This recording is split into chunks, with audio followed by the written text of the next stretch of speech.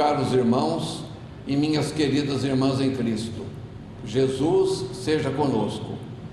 Nós desejamos-vos sinceramente saúde e alegria. Bendita a doutrina espírita que nos consola, que nos ampara, que nos esclarece, que nos ilumina e que nos conduz a caminho de Jesus. Bendita a doutrina espírita. O tema que nós trouxemos para expor nesse momento tem o seguinte título: Os 10 melhores livros espíritas publicados no século XX. Não estão incluídos as obras básicas da doutrina espírita, que pertencem ao século XIX. E esse daqui, os 10 melhores editados, publicados no século XX, quem fez essa pesquisa foi uma editora situada na cidade de Catanduva, no norte do estado de São Paulo, no ano de 1999, por todo o Brasil.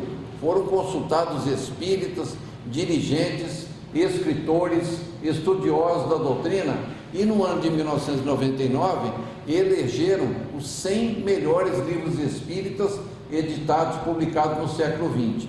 E desses 100, então, os 10 melhores são esses aqui. Nós vamos ler o nome de cada um e depois nós vamos fazer um pequeno comentário sobre cada um. O primeiro livro é O Nosso Lar. O segundo, Paulo e Estevão. O terceiro, Parnaso de Além Túmulo. O quarto, O Problema do Ser, do Destino e da Dor. O quinto, Memórias de um Suicida. O sexto, A Caminho da Luz.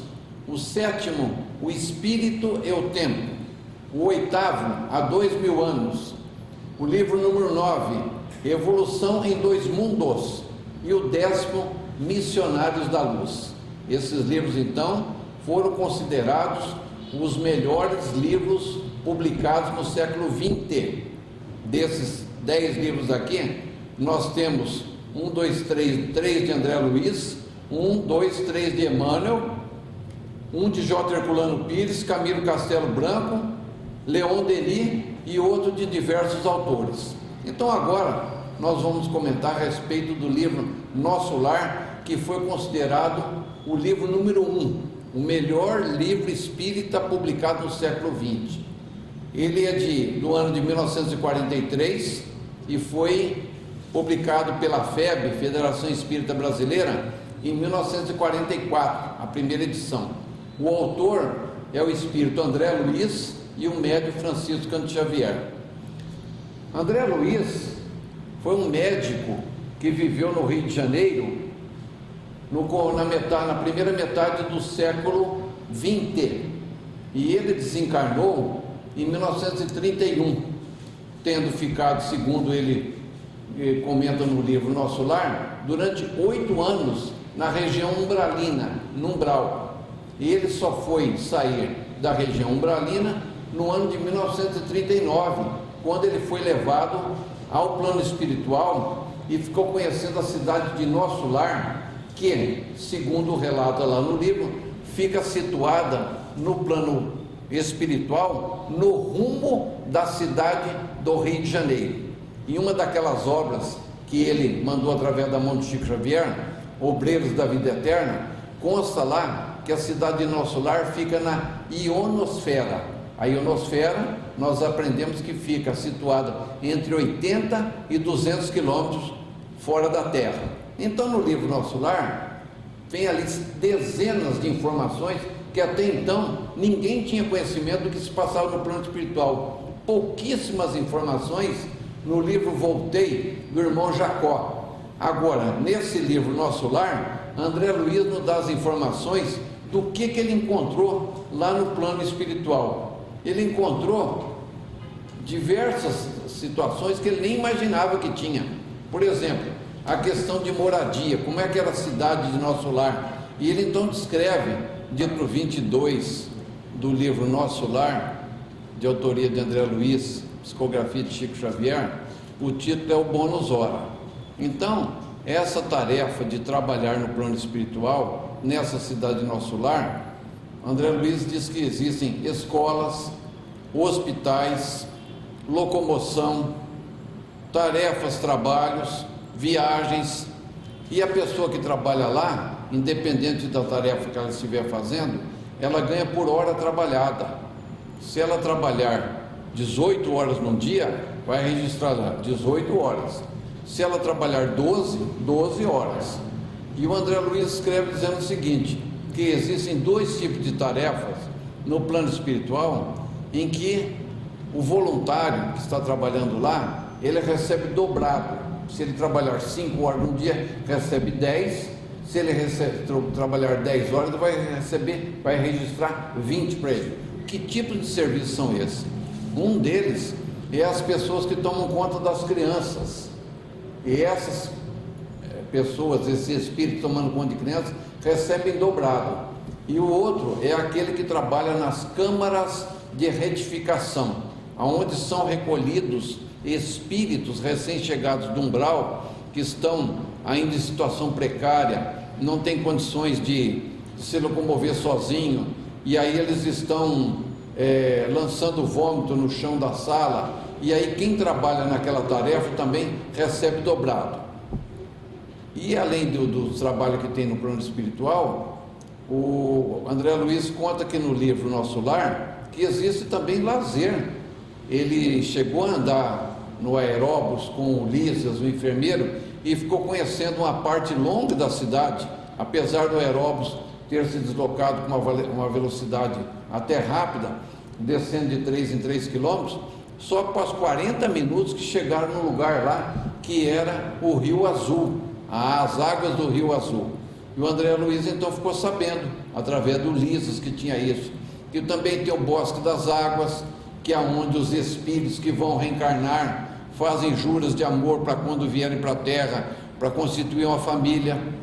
E ali escutam-se músicas clássicas, lindas, muitas informações, dezenas de informações, entre outras, como é que se prepara uma reencarnação para que a gente volte aqui na Terra. Esse é o livro Nosso Lar. O segundo livro é o maior romance da literatura espírita, não existe outro.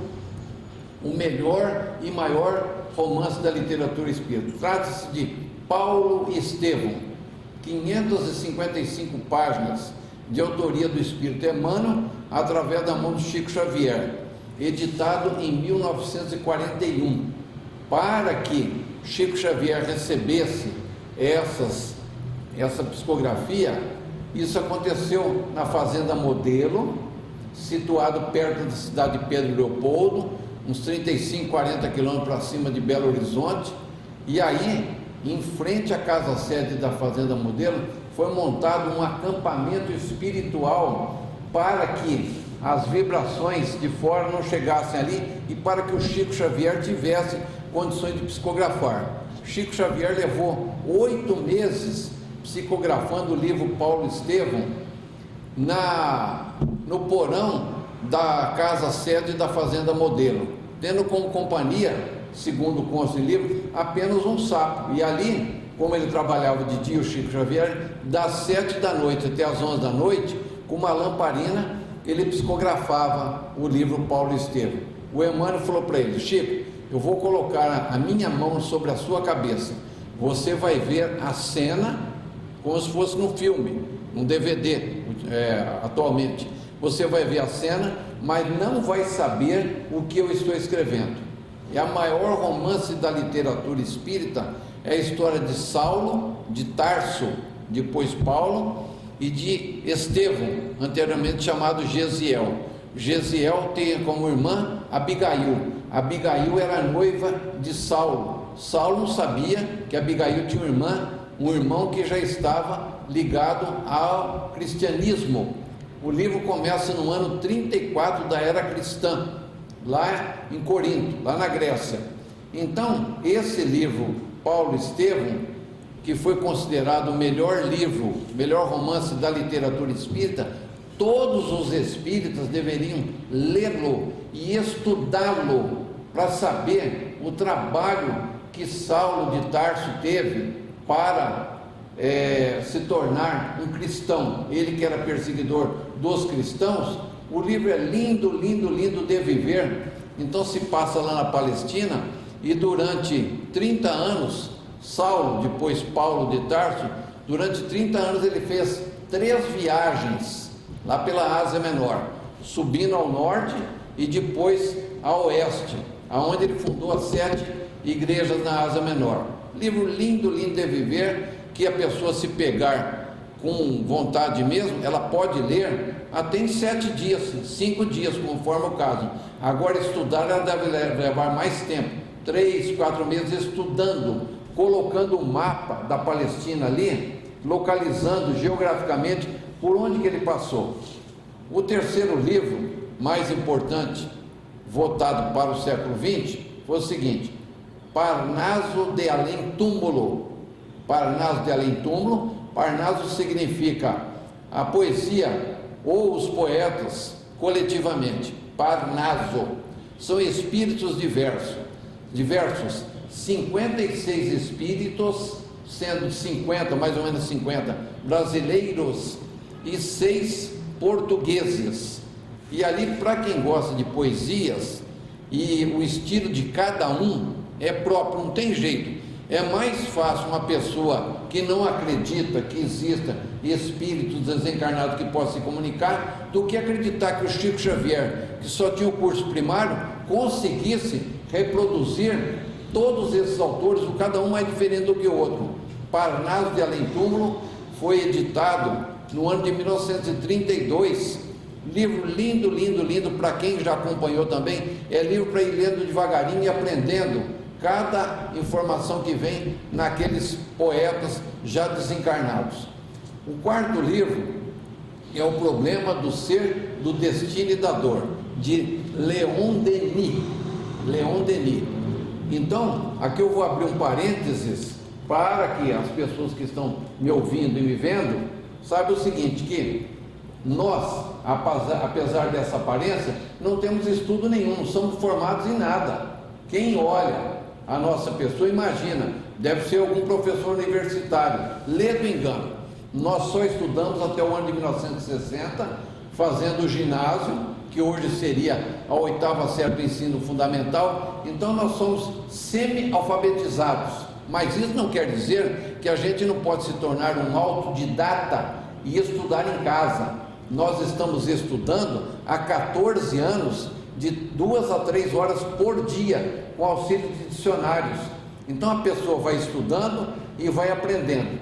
Nós falamos, antes de entrar na doutrina espírita, falamos assim, Leon Denis. Leon Denis por quê? Porque a língua francesa está toda acentuada. Então, para que a gente fale em francês, imagine que a pessoa fique lá em Curitiba, no mês de julho, com frio, e o homem não passa manteiga de cacau, mulher não é tonta, ela usa batom, né? Então, naquele frio, o lábio não fica rachado. Mas se a pessoa ficou lá uma semana e voltou com o lábio rachado aqui para a região de São José do Rio Preto, norte do estado de São Paulo, alguém fala, olha fulano, trouxe para você aqui uns 2 abacaxi daqui de fronteira, aqui no Triângulo Mineiro, e vai oferecer e corta o abacaxi de vez. Quando a pessoa com aquela boca toda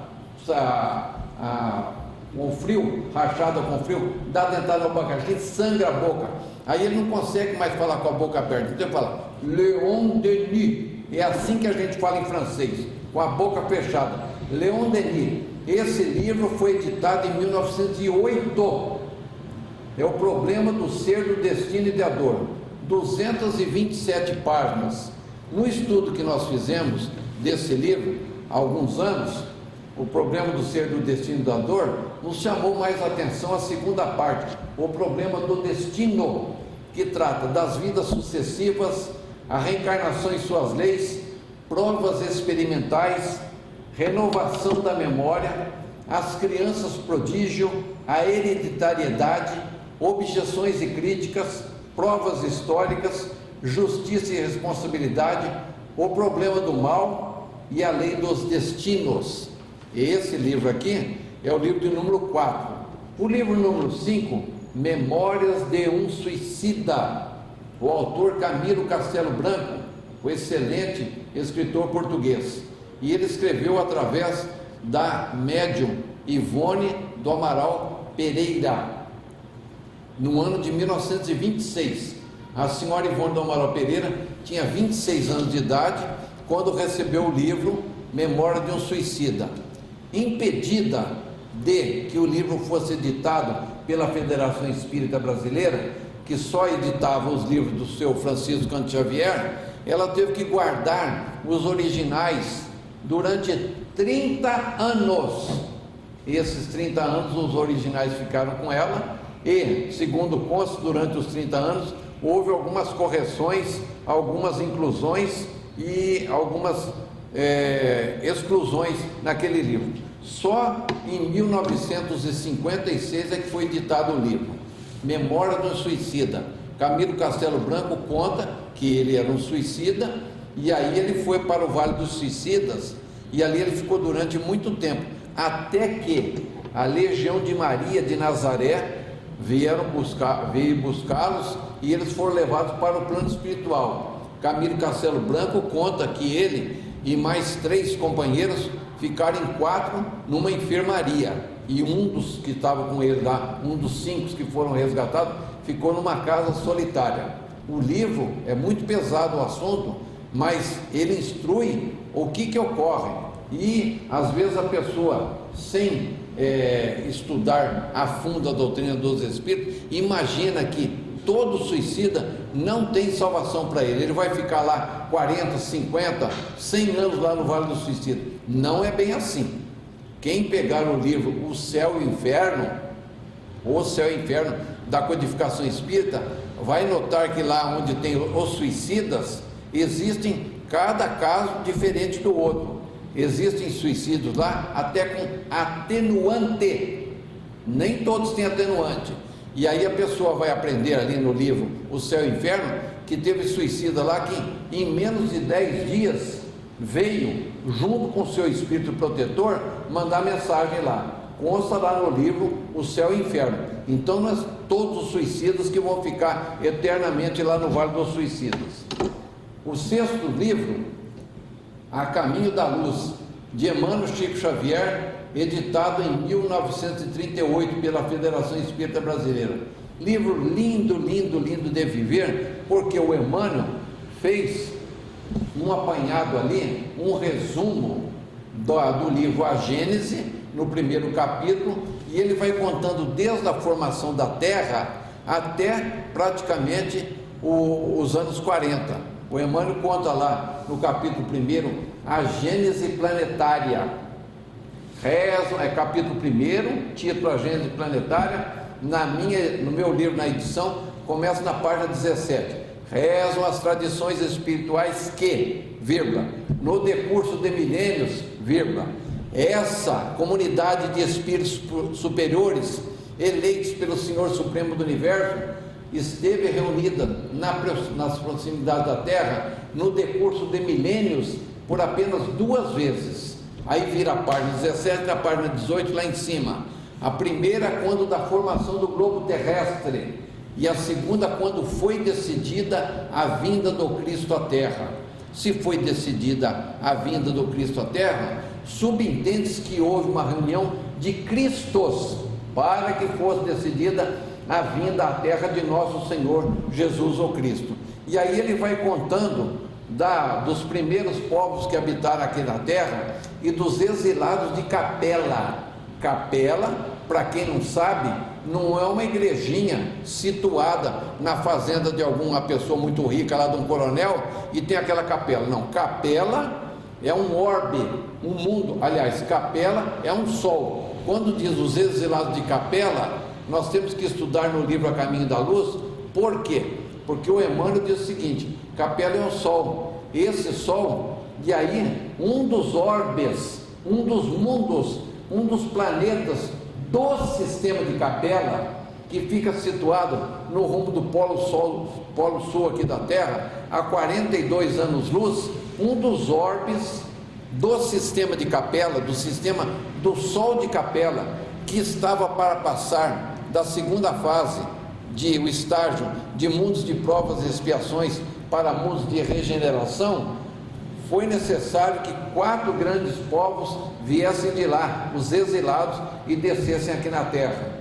Descer aqui na Terra, não ali não afirma direito se foi há 30 ou 40 mil anos, mas que já existia aqui na Terra dois grandes povos, a raça negra no continente africano e a raça amarela lá no continente asiático.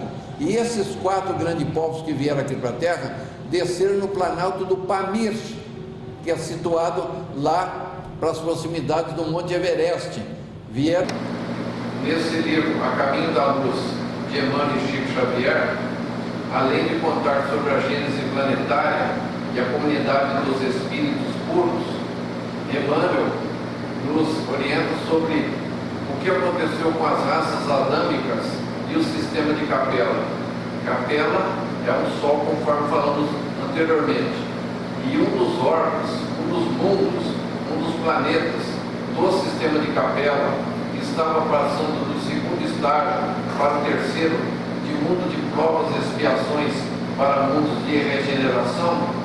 Quatro grandes povos daquele sistema, daquele mundo, se deslocaram para a Terra, e eram os egípcios, a organização hindu, a família indo-europeia e o povo de Israel.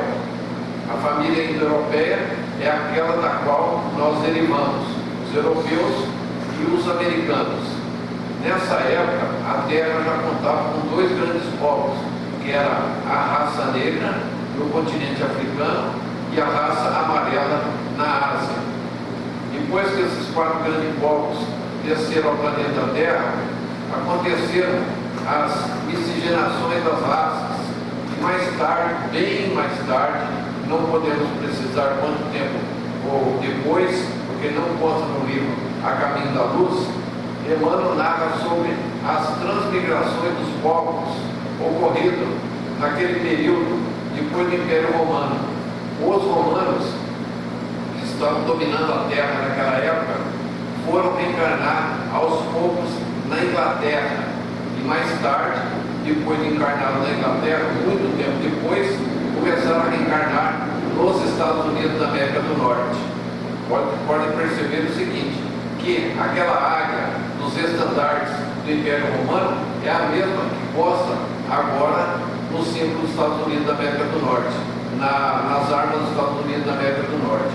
Outros povos que viviam naquela época lá na Grécia, os atenienses, ligados a belas artes, a cultura, a escultura, a música, a literatura, os atenienses passaram a reencarnar na França, e aí é que eles foram trazendo aqueles períodos de evolução moral e a ética lá na França.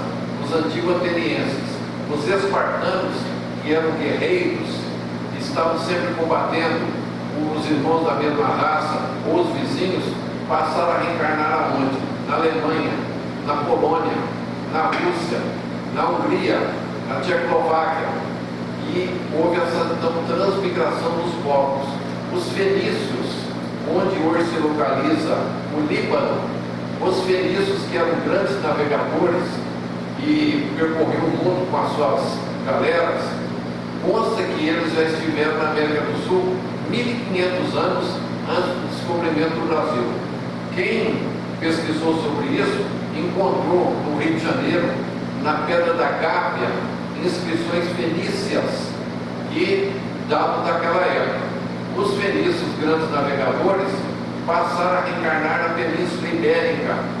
Aí se tornaram os futuros espanhóis e portugueses, grandes navegadores e descobridores de outras terras. Então, nessa transmigração dos povos, é que nós vamos ver como nós aprendemos como que os seres humanos desencarnam num país, numa região, e reencarnam na outra.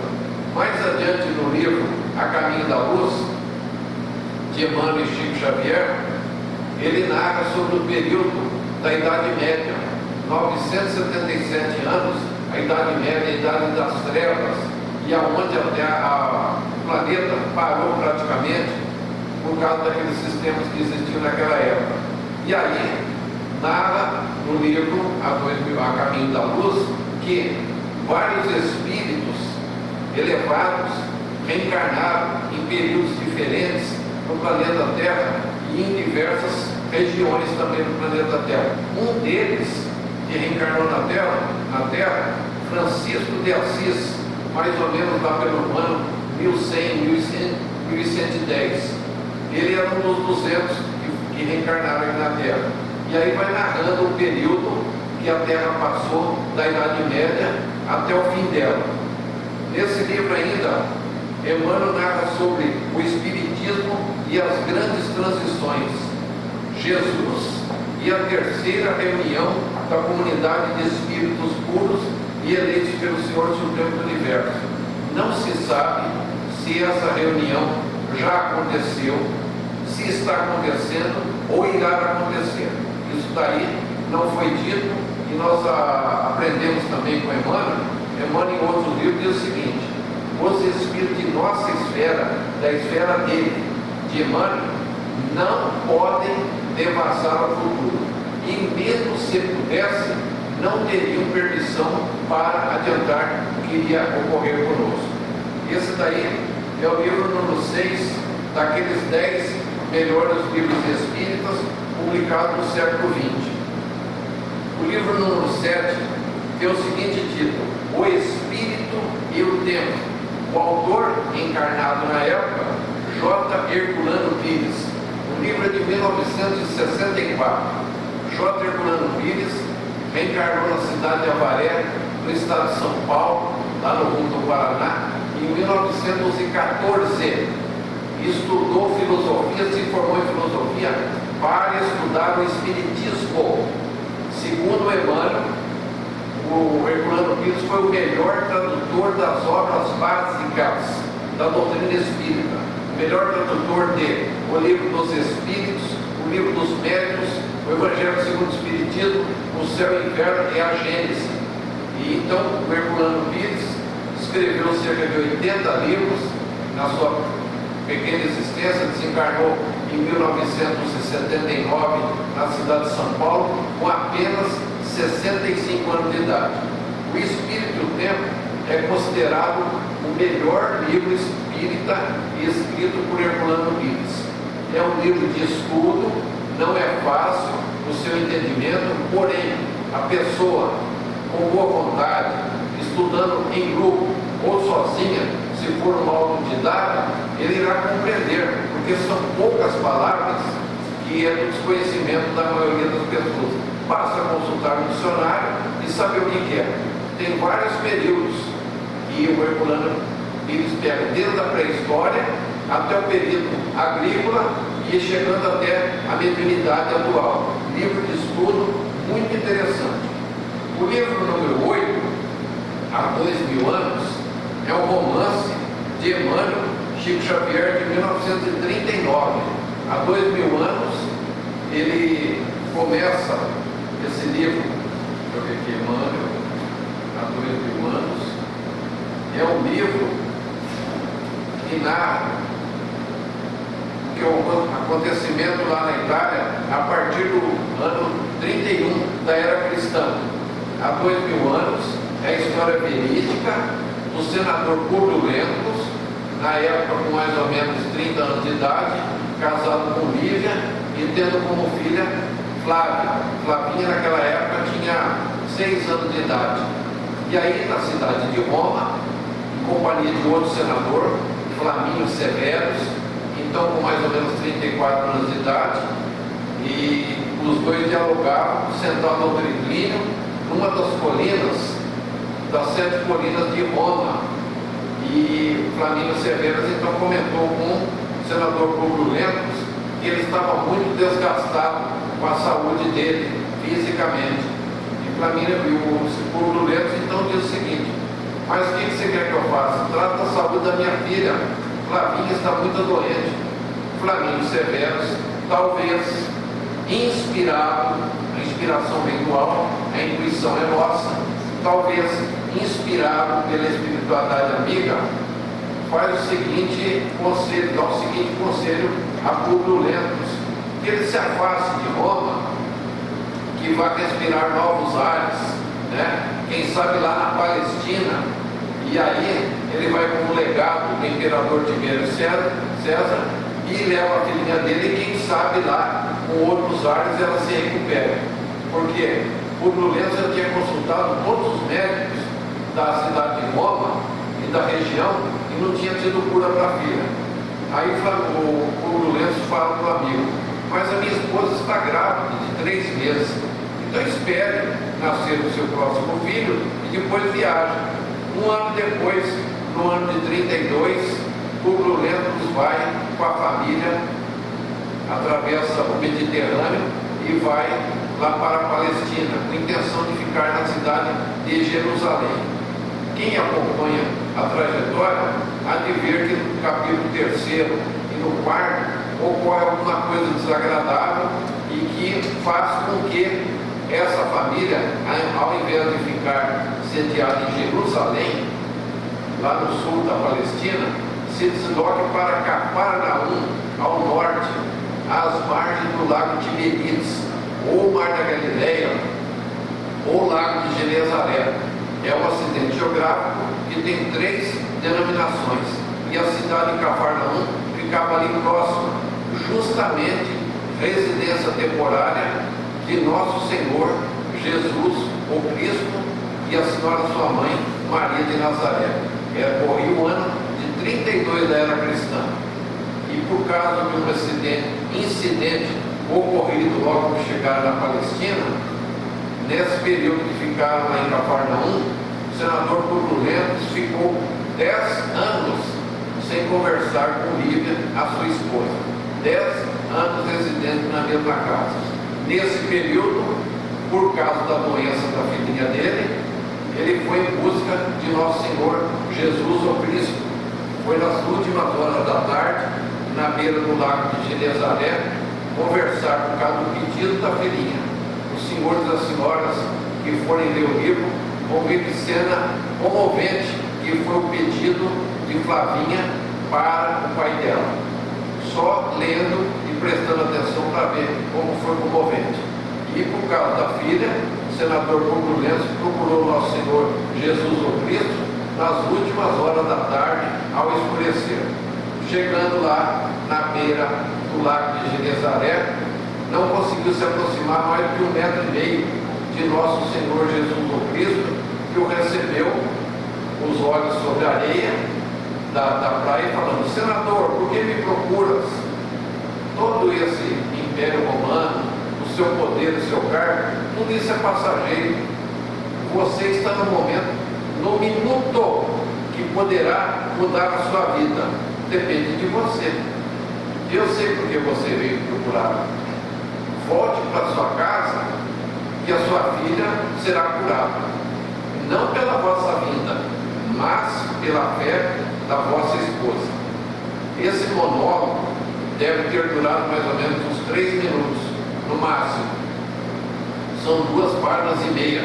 Só Jesus falando e o senador Publio Lentulus ouvindo.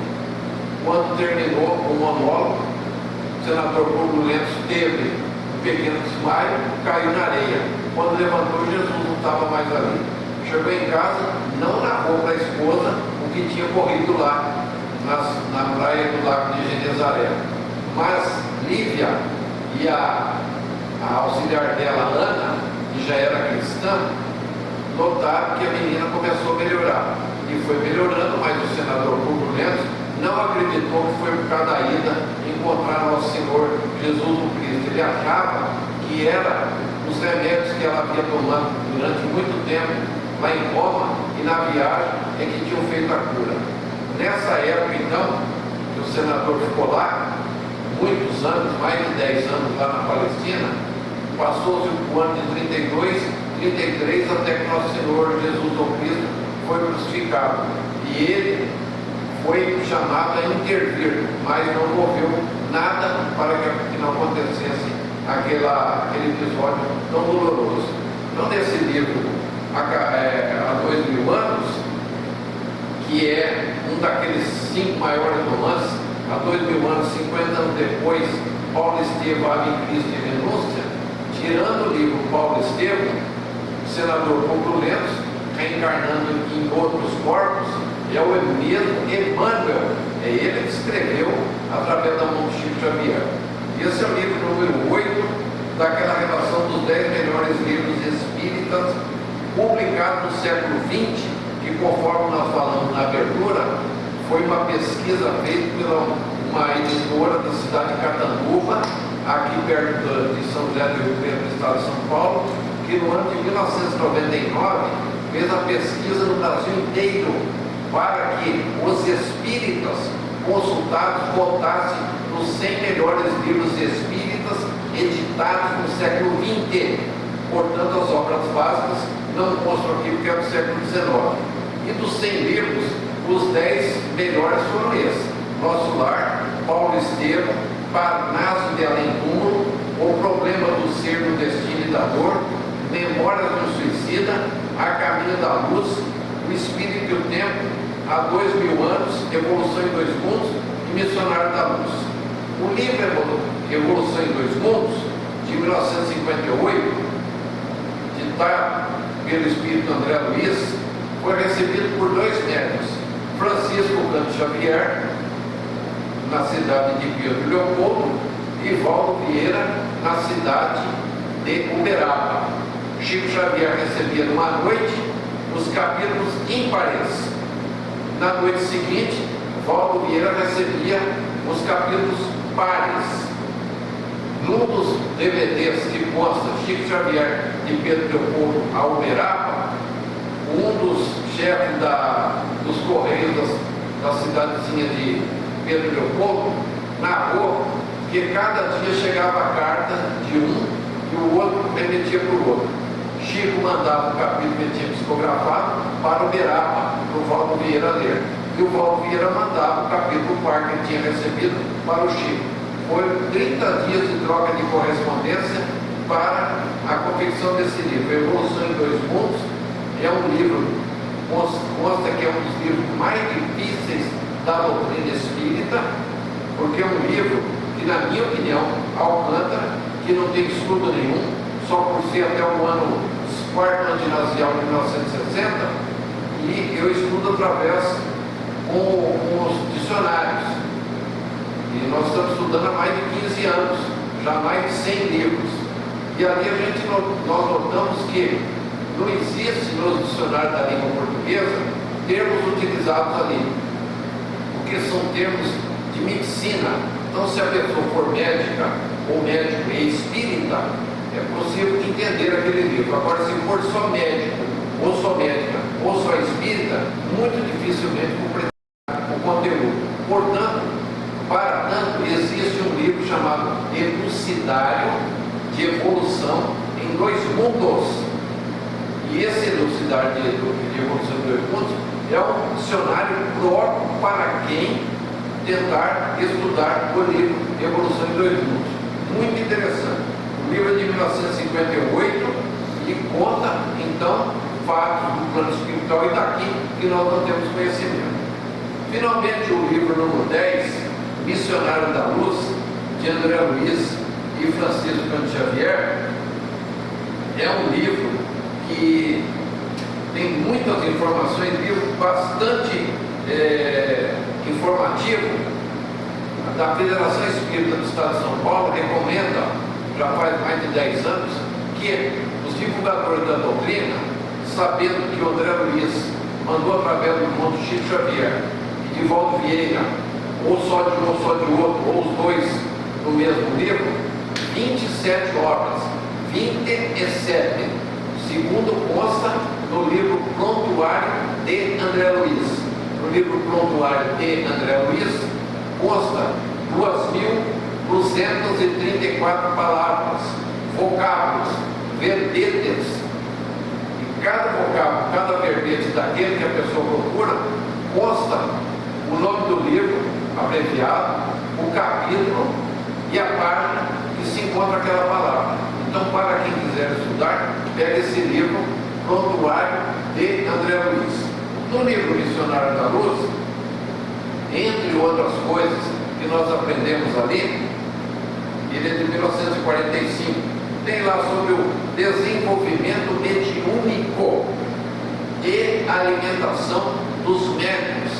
Que tipo de alimentação os médiuns, homens ou mulheres, devem ter naquele dia em que haverá uma reunião mediúnica. dentro de um centro espírita. Que tipo de alimentação? Mais adiante sobre vampirismo e o hábito de alimentar-se com a carne dos animais irracionais. Muito cuidado com essa parte sobre o vampirismo ali descrito por André Luiz nesse livro Missionário da Luz.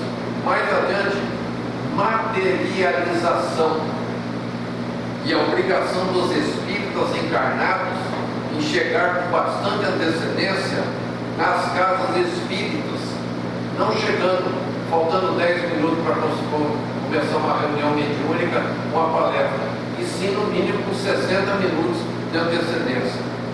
Adiante, intercessão e o perigo envolvendo os que têm o vício de comer carnes. Quando a pessoa tem o vício de comer carnes ali na terra, ali é alertado naquele livro o que ocorre com esses espíritos encarnados. Preparação de experiências, lá na página 175, que nós não recordamos qual capítulo que é, o engenheiro Manassés, que está fazendo o modelo de um corpo físico, sendo preparado no plano espiritual. É o protótipo, é o modelo. E aquela criatura que ia reencarnar, ia ter aquele corpo físico, examinando as formas, o tipo de rosto, a plástica do corpo, fez um comentário, não querendo que o corpo dela tivesse aquela perfeição física. Os senhores e as senhoras que forem ler o livro vão entender por que ela não quis que fosse tão perfeito o corpo físico. Mais adiante, por que certas pessoas encarnadas só recebem 10 passes consecutivos? O passe, como todos já devem saber, é a transfusão de energia física, orgânica, de um médium, homem ou mulher, doando energia como se fosse uma doação do sangue para o corpo físico daquela pessoa que estiver recebendo. Juntamente com as energias físicas, orgânicas, o médium, homem ou mulher, está sendo o intermediário dos fluidos espirituais para atingir o perispírito do encarnado ou da encarnada que estiver recebendo. Só que na página 332 até a página 333 do livro Missionário da Luz, o André Luiz ouve a orientação do Espírito que está junto dele, que nós não recordamos agora o nome, dizendo: André, vem haver aqui um caso de 10ª vez. Cada pessoa que chega a um centro espírita, tendo merecimento ou não, ela vai receber 10 passes consecutivos. Se a reunião naquele centro espírita é na segunda-feira, 10 segundas-feiras que ela vier, ela recebe, mesmo se ela não tiver merecimento nenhum. Após a 10ª vez, se o espírito encarnado, homem ou mulher, não estiver fazendo por merecer, participando de algum curso, ajudando o próximo, dando banho doente, fazendo campanha, Alda de Souza, arrumando enxovalzinho para crianças, participando de alguma tarefa no centro espírita, sendo útil para o próximo, a partir da 10ª vez, ele suspenderá o recebimento daquelas energias. E não adianta ele trocar de centro espírita ou mudar do dia daquela semana, porque eles têm um controle lá em cima. Então a pessoa só recebe 10. Se ela não estiver fazendo por merecer, nas próximas vezes que ela vier, ela vai sentir como se ela não estivesse recebendo nada. Ela pensa: nossa, no começo quando eu vim aqui eu sentia tão forte, acho que agora eu não estou escolhendo bem os médios para me dar o passe. E vai ver que aqui está mais fraco, vou procurar outro centro espírita. Não adianta, ela tem que ler ali e saber que se ela não estiver fazendo por merecer, ela não vai receber. Missionário da Luz é um livro muito completo. Lá, já quase no final, tem narra a reencarnação de Sergismundo, é o personagem do livro Sergismundo lá na frente. Então, nós aprendemos que existe mais ou menos uma centena, não sabemos exatamente, de tipos de reencarnação, uma diferente da outra, uma centena. Nesse caso aqui do Sergismundo, foi uma reencarnação especialíssima. Por quê? Porque o Sergismundo vivia lá na Europa, não sabemos se no norte de Portugal ou na Espanha, no século XVIII, e lá ele vivia com a esposa. Depois entrou mais um agregado lá na fazenda dele para trabalhar, e houve aquela traição, e a traição física, e além da traição física, o empregado e a esposa de Segismundo resolveram terminar com a existência física dele, não acabaram com a vida dele. Vida, nós só temos uma, nós temos reencarnações ou existências.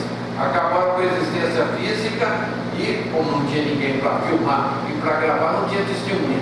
Quando desencarnaram, chegaram no plano espiritual e viram o erro que tinha cometido, duplo erro, da traição física e depois do assassinato do corpo dele.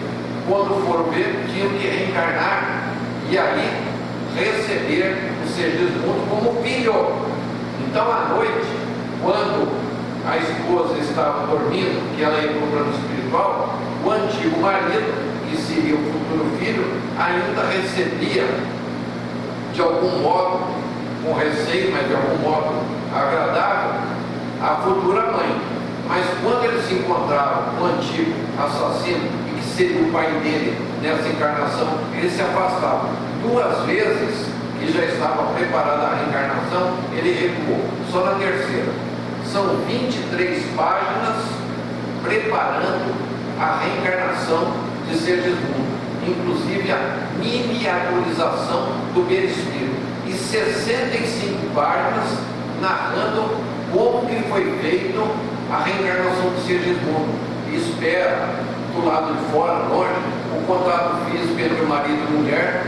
Horas depois, quando eles estiverem dormindo, é que aquela equipe especialíssima veio com um engenheiro encarregado para escolher o espermatozoide que receberia o perispírito do Segismundo para que a futura mãe fosse fecundada. 65 páginas narrando tintim por tintim o que tinha acontecido. Esses então são os 10 melhores livros espíritas publicados no século XX.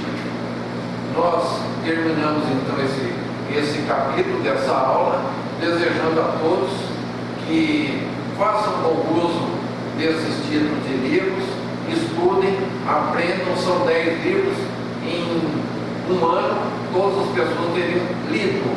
Estudar já é bem diferente. Muito obrigado a todos pelo carinho, pelas vibrações. Fiquem com Jesus, agora e sempre. Que assim seja.